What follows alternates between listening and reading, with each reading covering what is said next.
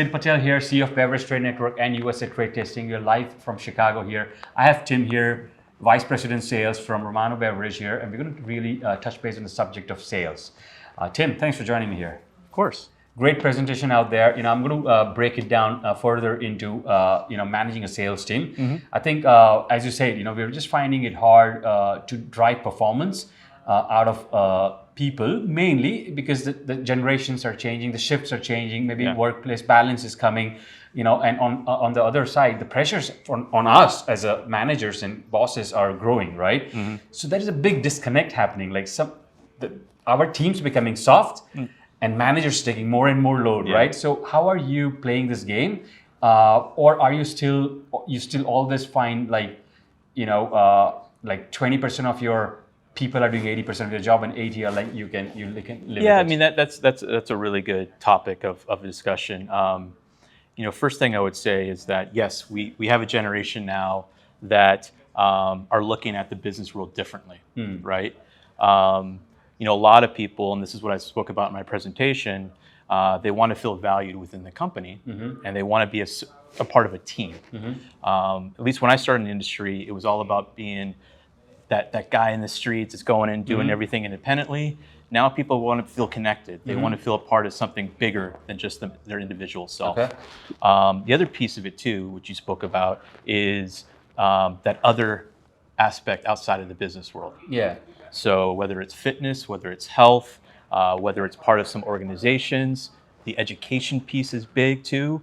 USATT on the wine side of things, CSW, if they want to go and they get their degrees in the Court of Master Sommeliers, those are big things to be able to retain people, to make sure they're happy in the workforce. So I get everything. I understand that we have to do all that stuff. But my point is, our average was like 80 accounts someone has to see on a week, right? Like Monday, whatever, 10, Tuesday, 14 to 14 and blah, blah, blah, right? So are the benchmarks going down now? Because I think we're focusing on a lot of other areas of well-beings.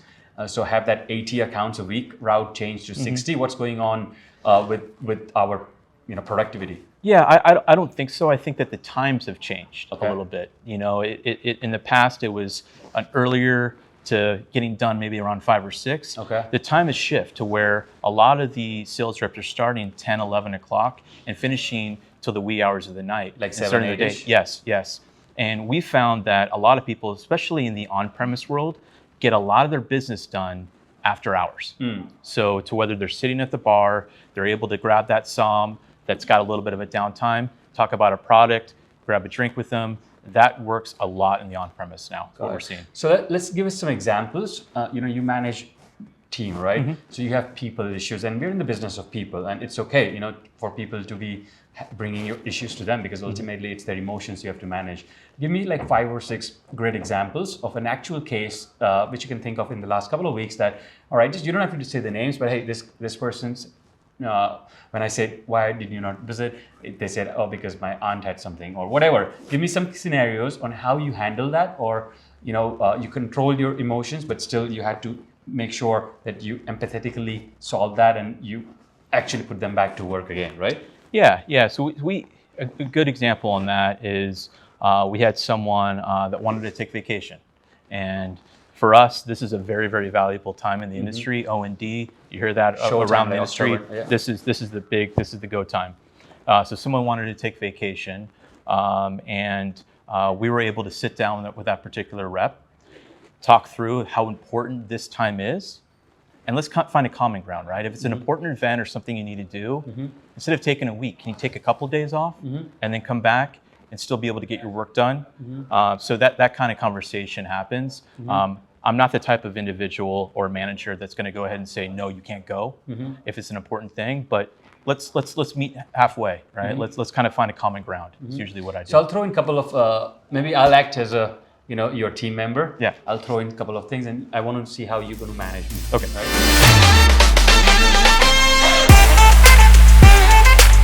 I'm not feeling great today, Tim.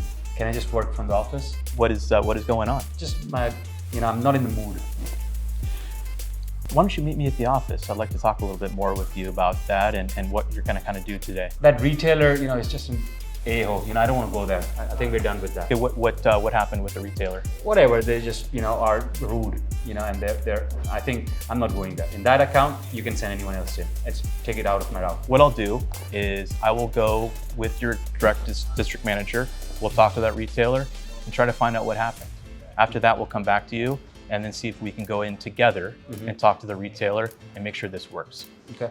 And if that doesn't work, yeah, then I'll probably move another rep to that account. Got it, because account is the main important thing here. Tim, you told me to push these wines, but I don't think my accounts want it. Can I just take that wine? Yeah, you can take that wine, but there are other accounts in your world that probably would like to take that wine. How many accounts have you presented that wine to? 4. Okay, and you have 100 accounts in your world. There's 96 other accounts that have not seen that wine, 96 other opportunities. Okay. How can I open a good opening? Can you suggest me like 1 or 2 like good opening 5-minute spiels on how to introduce myself and cold call a new account? Yeah. First thing, I always like to break the ice. I always like to talk outside of the industry.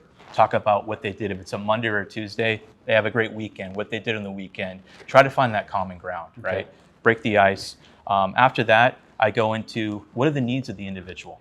Okay. I always ask about what the needs are, where if you're looking at a wine list and you're like, this one isn't moving that well, the buyer says to you, okay, what price points are you looking at? Are you looking at any wines from different regions? What is it? So I ask the needs of that particular. So if I had individual. to write down, Tim, the spiel, exactly, I would just say, hey, John, I just want to say hello and introduce myself and just want to know, how's your day been and things like that. And just want to analyze if there is an opportunity to look at your business and if there is any needs. Yeah. Is that how you would? Yeah. I would do that to see if there's any needs, because what I have found is the buyer and our sommelier or owner, they're business people. Yeah. We're business people as well. Yeah. We want to make sure that they're making as much money as possible and having a great program, because if they do that, they make more money. If we do that, we're selling more product. Got it. So let's find a common ground here to really get things moving. Cool. So I think I have one of my accounts. This wine is working good, but I want a case tag. What strategy would you advise me to approach that retailer to build a 10-case display?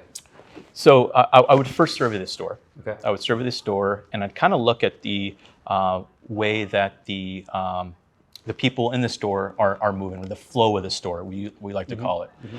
Because with that flow of the store, you're able to see the areas of that store where there's a lot of traction and a lot of people looking at those displays, right?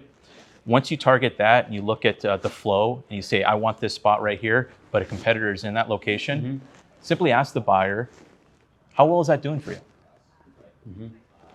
Also, once you've established a relationship with that buyer, maybe you can talk about what they pay for that particular item and what they're making. Are they making 20% margin? Are they making 30%? Typically, independent retail makes about 30% margin on their product. If they're making less than that, I have something that moves much faster and you can make more money. Got it. Yeah. And do you use do you think I can say that, hey, can I come this Friday and Saturday and back it up with the tasting? Tastings also help. The fact that you can come in on the weekends too shows that you really care about the business as well. I like that. That's a big piece too. Yeah. When I was in the retail world and I would show up after hours, I'd show up early on a Saturday morning. Yeah. That went a long way with those, because a lot of them they're also working. Good. So I think to end this, give me 3 or 4 great sales hacks. Really a hack where, oh wow, I got something new here, which to open a new account, to sell into this account, and so on. Something that works that kind of is completely off the wall, and when you go into account, talk about something very, very different than the product that you have. So go in and talk about the Bears game that happened this past weekend. Go in and talk about something with your family that's funny, some kind of story. Don't talk about the product at all, and then leave without talking about the product, because they're going to be caught off guard. You didn't bring up one thing about the wine or the liquor that you had, but you'll set up another meeting to where they'll scratch their head and be like, the person didn't even talk about anything that you have. That was different. That was something original. So that has worked in the past for me. Got it. And what about for asking for a sale? What has worked? Like, all right, they've tasted everything's fine. Now you're asking for that thing that, hey, can I, like normally. So is it a mixed case or like a three case? Yeah, I've done a couple to where I've said at the end of the conversation. So how much do you want and when can I ship it? Great. That line has worked sometimes, and usually you get a laugh. So literally while you're talking and you're just asking, so great, you liked it. The moment he says, nice, and then so how much do you want? Yeah. Sometimes that catches them off guard. It's fun. Sometimes with a retailer, I'll say, all right, so I'll bring an entire truck of product on your next delivery day, and then I'll kind of walk out. That'll cause a little bit of a discussion. Got it. Hey, wait. Yeah. So I'll get that truck in there tomorrow. So cool. Sounds good.